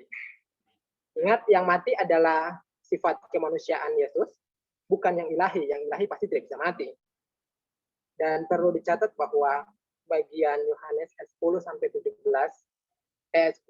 Yohanes 10 ayat 17 sampai 18, Bapa mengasihi aku, oleh karena Allah memberikan nyawaku untuk Bapa mengasihi aku oleh karena aku memberikan nyawaku untuk menerimanya kembali. Tidak seorang pun mengambilnya daripadaku, melainkan aku memberikannya menurut kehendakku sendiri. Aku berkuasa memberikannya dan berkuasa mengambilnya kembali. Inilah tugas yang kuterima dari Bapakku.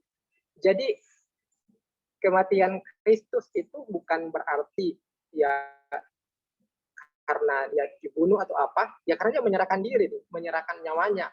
Ya sudah dari kekekalan, Allah Tritunggal merencanakan akan hal ini, Yesus akan menjadi penebus bagi orang. Yaitu rencana Allah, itu kehendak Allah begitu. Ya Allah memberikan, tidak ada yang bisa membunuhnya kalau dia tidak memberikan. Oke, next.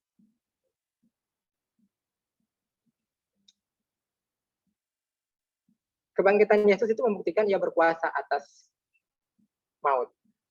Jadi Yesus bangkit itu membuktikan kalau dia itu adalah Allah. Dan kebangkitan Yesus itu menjamin hidup yang kekal. Maka Kak bilang seperti ini, kalau kematian Yesus itu menjamin akan penebusan orang, gitu ya, menebus orang, kebangkitan Yesus itu menjamin akan hidup yang kekal. Sia-sia kematian kalau tanpa kebangkitan.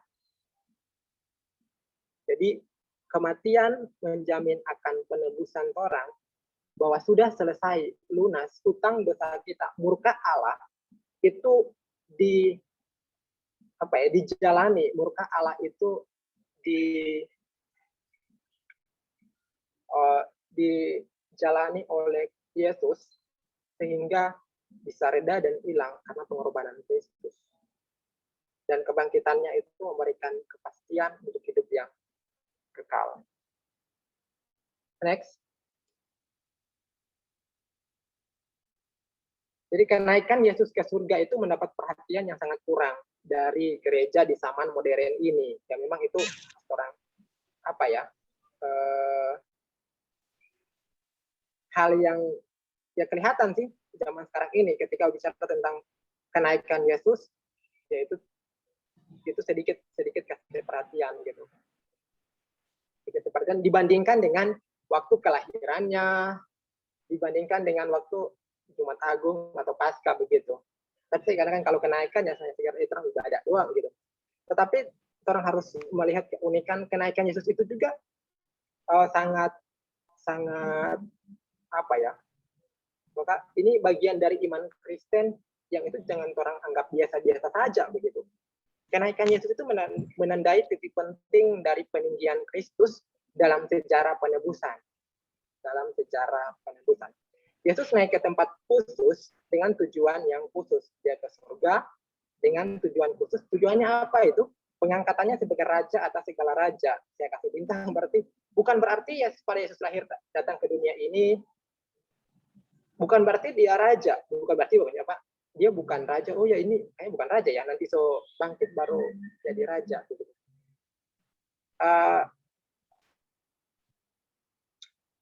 Penjelasannya sih seperti ini. Yesus adalah raja. Ketika dia sudah lahirnya dia ada raja juga gitu. Raja dalam pelayanan pun Yesus itu adalah raja begitu. Tetapi setelah kebangkitannya, dan pas kenaikan itu seperti pelantikan dia. Ini raja yang berkuasa di atas segala raja. Dia yang berkuasa di alam semesta ini semuanya begitu. Kalau orang melihat di sebelum kebangkitan, mungkin orang akan berpikir dia hanya mungkin membatasi dia seperti apa. Tetapi ketika kebangkitannya secara full gitu ya, secara full Yesus menjadi raja, bukan hanya di bumi, bukan hanya di sorga juga, tapi di bumi juga.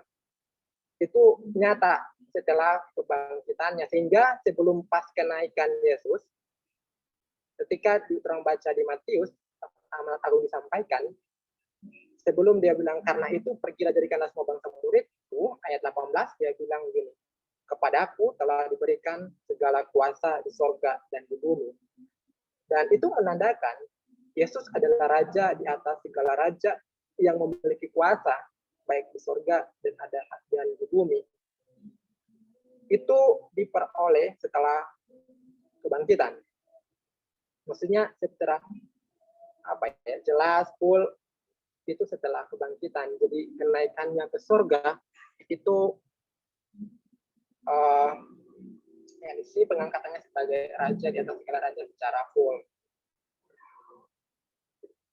Bukan berarti dia bukan raja sebelumnya. Oke, next. Pada waktu kenaikannya, Kristus memulai perannya sebagai imam besar agung, ya pengantara begitu antara kita dengan Allah Bapa. Duduk di sebelah kanan Allah Bapa, yang sering juga disebut-sebutkan naik ke surga, duduk sebelah kanan Allah Bapa, itu artinya kedudukan yang menyatakan kedaulatannya atas dunia ini. Sebelah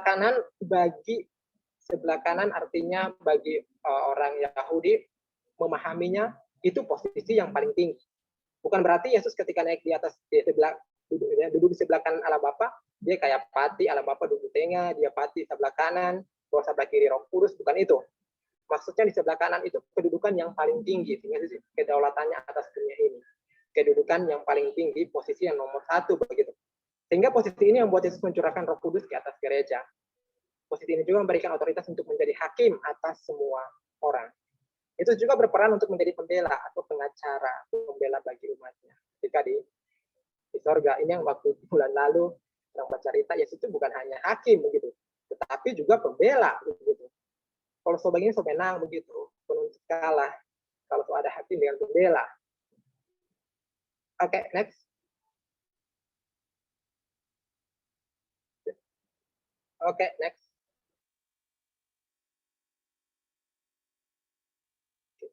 Ada 2 bagian lagi yang kurang akan lihat.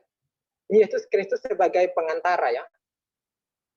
Yesus Kristus sebagai pengantara. Saya kira perantara, pengantara. Oke, next.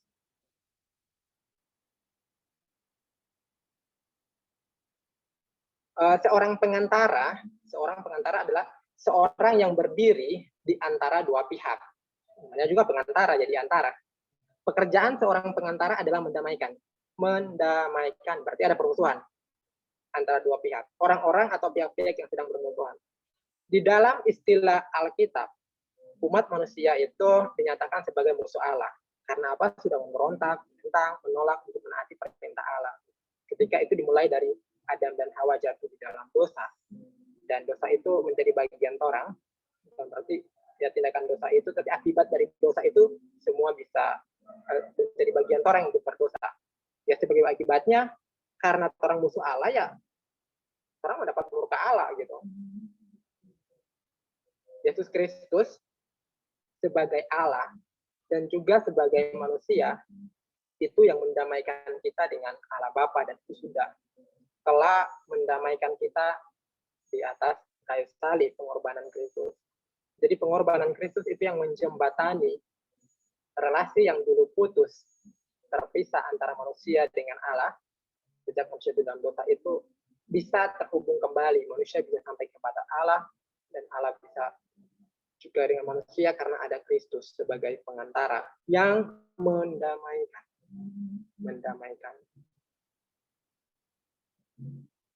Oke, next.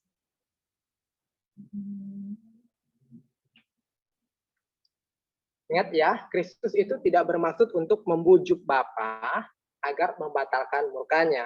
Pengantara tidak berdiri di antara satu pihak saja. Tetapi Kristus dan Bapa itu sepakat dari sejak kekekalan untuk menetapkan Kristus sebagai pengantara kita. Ini bukan soal bujuk-membujuk, lebih besar ambil sebelah pihak, tetapi berdiri di tengah-tengah seimbang. Sehingga itu kenapa Yesus itu harus jadi manusia, begitu, karena pengantara yang bisa kepada Bapa ya Yesus ada Tuhan, karena Bapa adalah Tuhan. Supaya manusia, Yesus harus jadi manusia, supaya terhubung dengan manusia juga. Jadi ini pengantara yang sempurna, sehingga Yesus itu Tuhan berinkarnasi menjadi manusia. Jadi ini merupakan pengantara yang luar biasa begitu dalam rancangan Allah, yang itu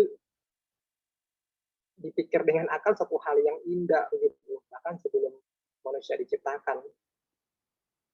Jadi pekerjaan Kristus sebagai pengantara itu lebih tinggi daripada nabi-nabi, malaikat-malaikat, dan Musa. Itu kalau di kitab Ibrani akan menuliskan itu, membandingkan bahwa Kristus itu posisinya lebih tinggi dari nabi-nabi. Kristus itu posisinya dari malaikat itu lebih tinggi daripada malaikat. Kalau malaikat itu menyampaikan apa yang difirmankan Tuhan, tapi Kristus adalah firman sendiri begitu yang berbicara. Begitupun nabi-nabi itu begitu. Dan Musa. Oke, next. Ini yang manusia berdosa, sedangkan Allah itu suci. Dia harus dijembatani dengan Yesus yang adalah manusia dan Kristus, yang manusia dan Tuhan gitu. Next. Ini poin terakhir. Poin terakhir, setelah ini kita akan ada diskusi. Peran Yesus Kristus, ini cuma KR. Peran Yesus Kristus itu ada 3, ada nabi, imam, dengan raja. Ya, bagaimana memahami bagian ini? Next.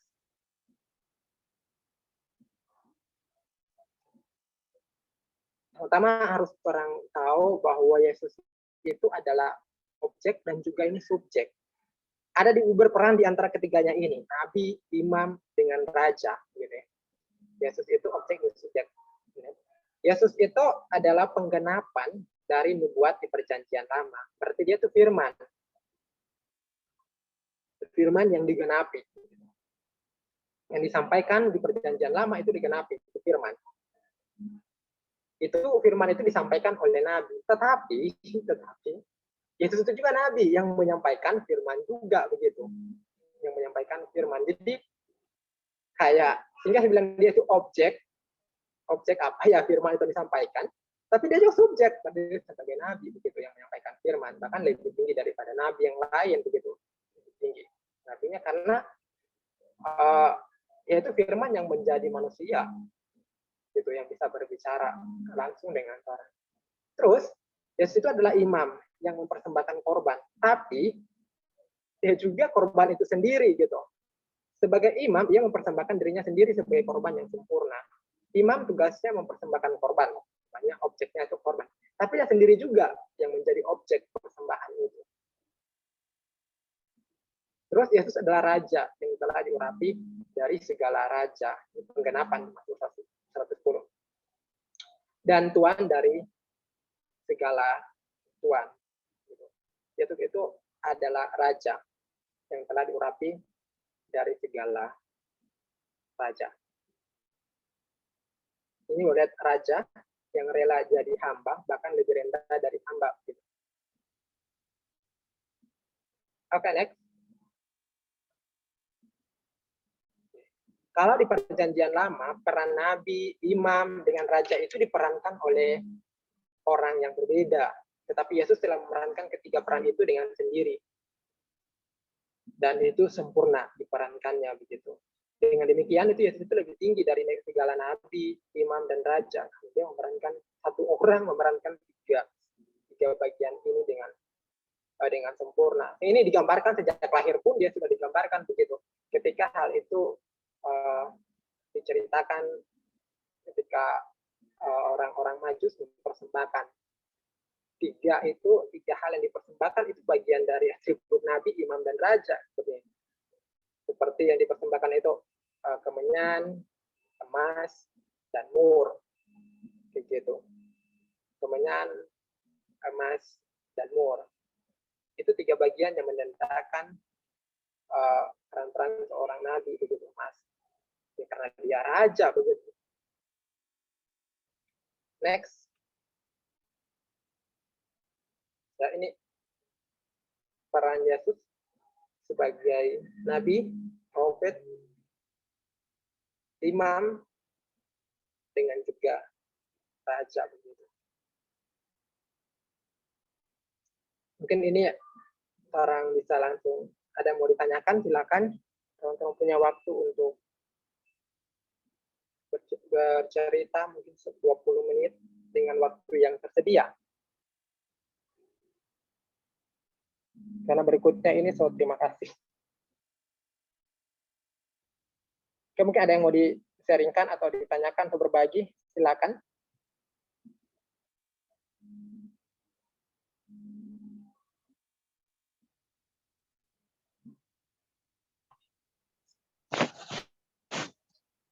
Halo Kak. Ya, silakan Merike. Jelas suara saya Kak? Jelas. Iya, baik, terima kasih. Kak, di sini yang saya ingin tanyakan, tadi kan Kak menjelaskan tentang nabi. Nah, nabi itu diperankan juga oleh Yesus begitu. Yang saya ketahui bahwa nabi ini adalah kayak penyambung lidah apa yang disampaikan Allah begitu dia. Jadi kenapa sampai dia bisa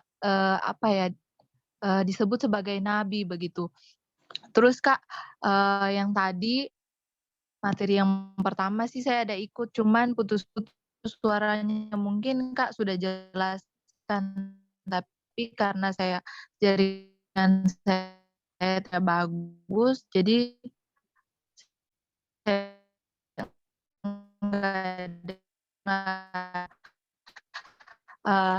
yang tadi di awal itu Kak bilang itu harus jadi manusia yang sampai dosa. Kenapa harus manusia? Ketika Yesus itu sebagai Allah, dia ketika manusia, apakah dia tidak bisa menebus orang? Dan dengar tentang baptisan itu apa ya? Suaranya kok hilang? Halo?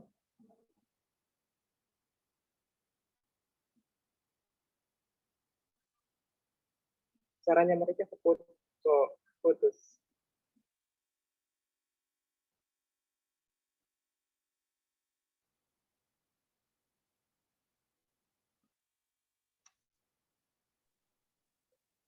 Oh, mereka bisa diulangi Halo, yang ketiga? Ya, iya sudah, Kak. sudah.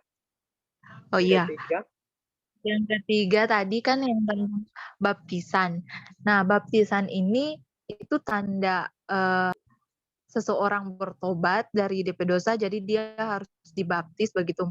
Atau kalau misalkan begitu,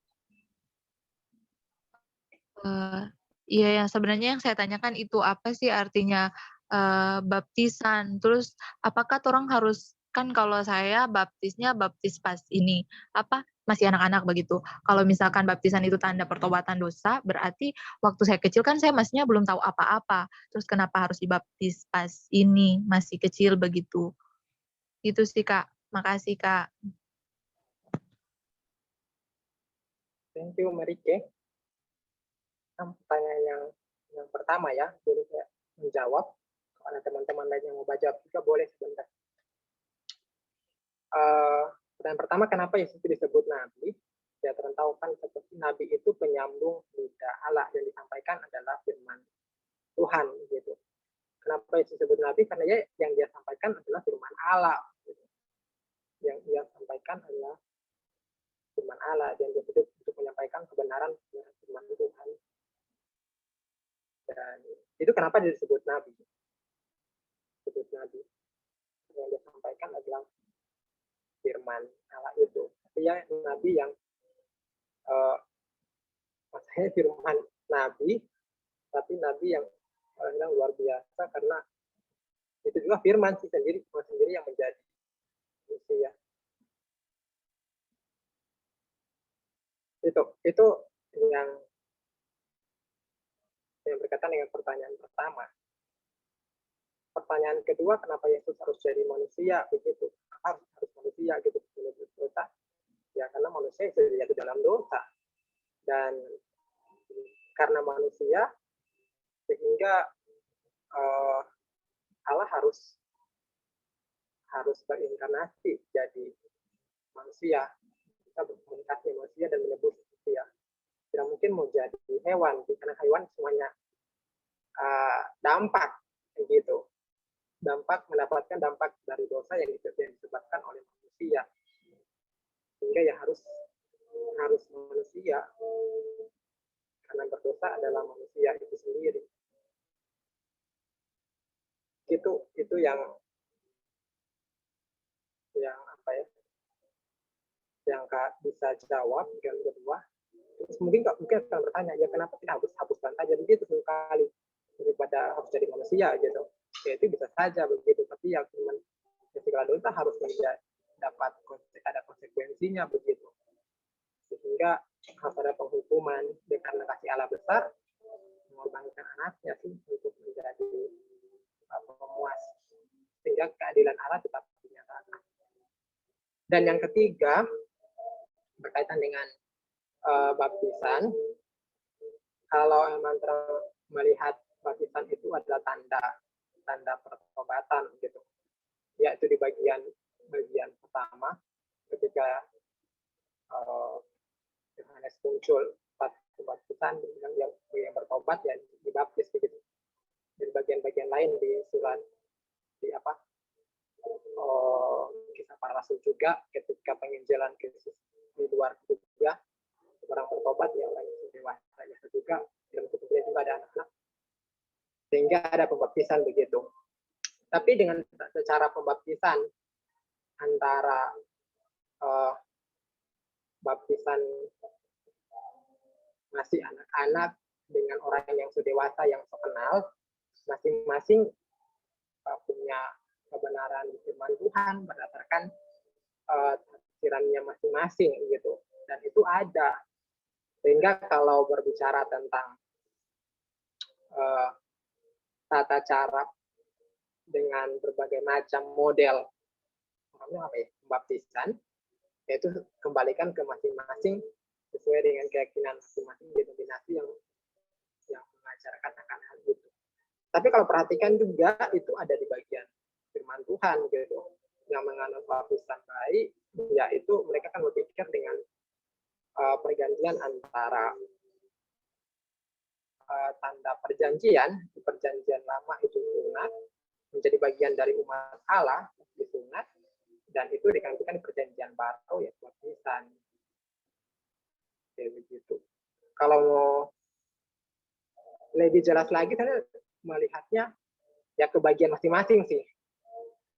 Cuma kalau yang paling esensi ya dibaptiskan menjadi anggota keluarga Allah dalam nama Bapa, Anak, dan Roh Kudus gitu. Semua punya tafsiran masing-masing dan itu ada yang kita.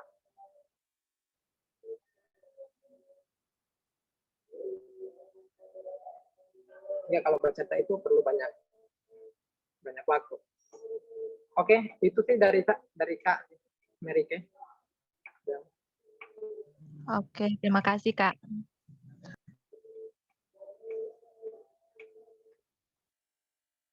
Yang lain kalau ada yang mau menanggapi silakan. Ada waktu berkaitan dengan hal ini.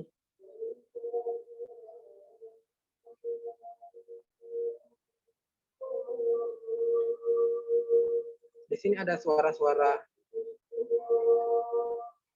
yang jadi background. Maaf kalau mengganggu.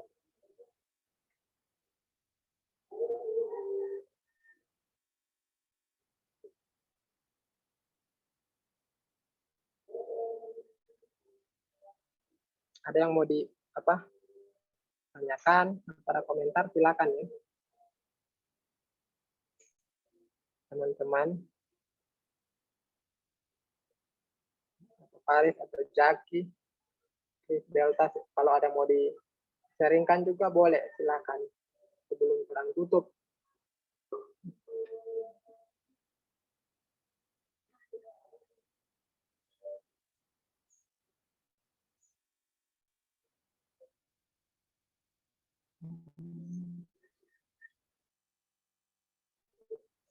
Kalau tidak ada, nanti tolong akan tutup saja dulu. Kalau memang ada mau ditanyakan atau apa, bisa bisa di chat tanya langsung, atau chat atau apa, di telepon boleh juga.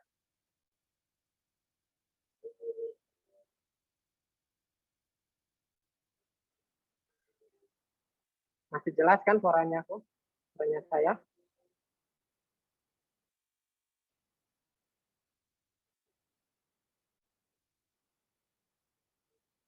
Oke, kalau misal sudah ada yang tanya atau apa, orang akan tutup saja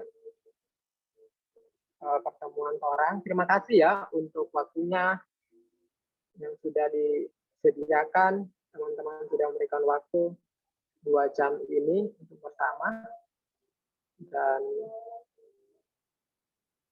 yang akan berdoa. Kita Emi masih ada di tempat. Halo, Emi.